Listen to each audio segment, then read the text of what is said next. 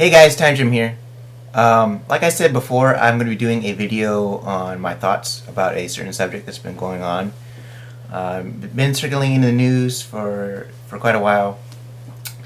I'm not sure if this affects everyone in the world, but I'm definitely sure this affects people who live here in America, and that would be the automakers going to Congress and saying we want money.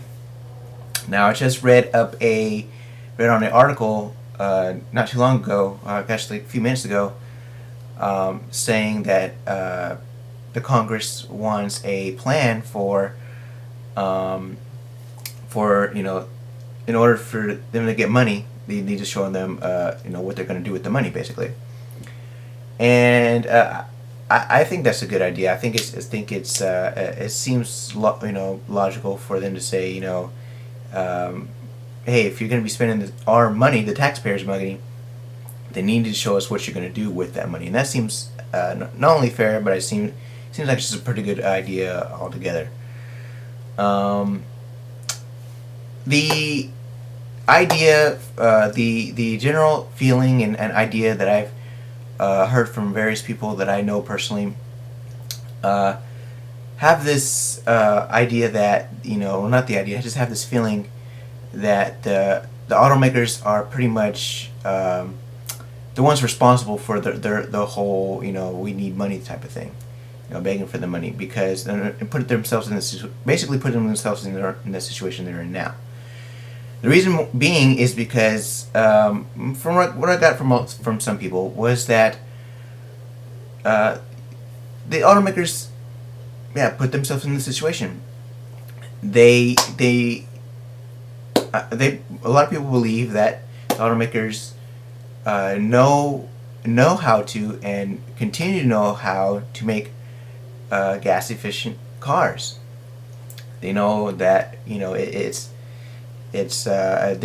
known how to do it for a long time, and they really don't want to do it because they're either just lazy or they just feel that they felt at the time the consumer didn't really want it.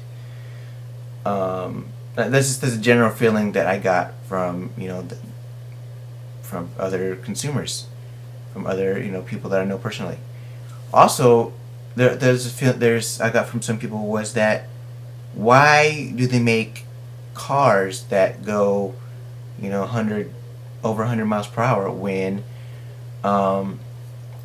the normal speed limit is only on the freeway 65 up to a maximum of 75 up in some areas. Why make it go past that area, that speed limit, when you're only allowed to go a certain speed limit? Which makes sense because if you're not going to be using all that extra speed, then why put it on there? And that was a pretty good argument, I thought. Another thing I got from other people was that if you're not going to use as much horsepower on a vehicle, such as a V8 for a car or a V12 on a car, why get it? I mean, it's really no use to anybody. Now, the argument could be said, well, people who do race and stuff like that, like to soup up their car for whatever reason, just for looks or just for the show of it, would really want that, and that's fine. But the everyday average consumer, that needs it for not just for showing off, but just for general purposes, wouldn't need all that horsepower, and that's the idea behind that. So, and if they do, and if there are consumers that just really want souped up, cars and stuff like that, then I'm pretty sure they already know how to do it, and don't really need that horsepower in stock already, and then they can go out and they can do it on their own. That's the idea I got from a lot of people that I've talked to recently. And I have to tend to agree with them. I agree with them on a lot of their points, that they have said, and so it's, I don't know. Hopefully that the pressure will be applied on the automakers, saying, you know what, you need to make a more gas efficient car, make a more productive car for the future. Um, and I've also seen that movie, Who Killed the Electric Car. If you haven't seen that movie, go see it. It will kind of make you angry watching it, because it's kind of like, man, I can't believe they did. They had this great opportunity to make a car that was totally free of any type of fuel emissions. Smog. Didn't have to run any gasoline whatsoever. It just totally battery operated, and I don't know. It just seemed very strange that they had an opportunity to make a great product, and totally skewered it. And not only did that, but took it away from the people who really loved the car, and that's kind of a shame. So, yeah, I mean, take it how you will. I don't know if you agree on the subject or not, and how this may affect you or not. But things in this country right now are not going so good right now, and it's really sad to see. I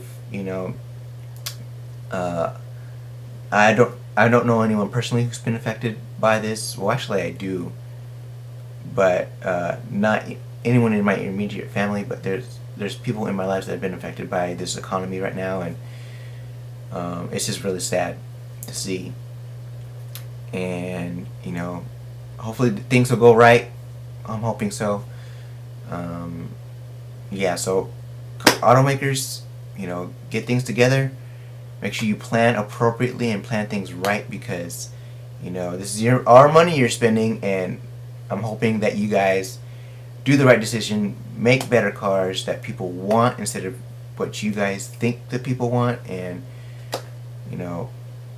listen to the people. Listen to the people. They don't want cars that don't make sense. They want cars that make sense. So yeah. And also, I really want to say, this is for me personally.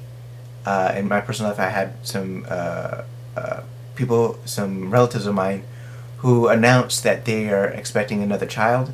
So to those people that I know they're watching right now, because I'm going to be posting this up in another posting this up on my MySpace page.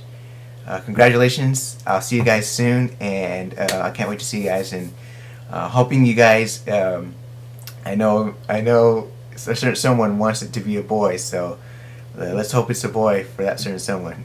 But either way, congratulations, and I'll see you guys soon on that. And I will talk more about that on that. So yeah, so make sure you rate, comment, subscribe. Any hateful, spiteful comments toward me or toward anyone else will be deleted. So it's Time Jim signing off. Take care, guys. I'll talk to you soon. Talk to you later. Bye.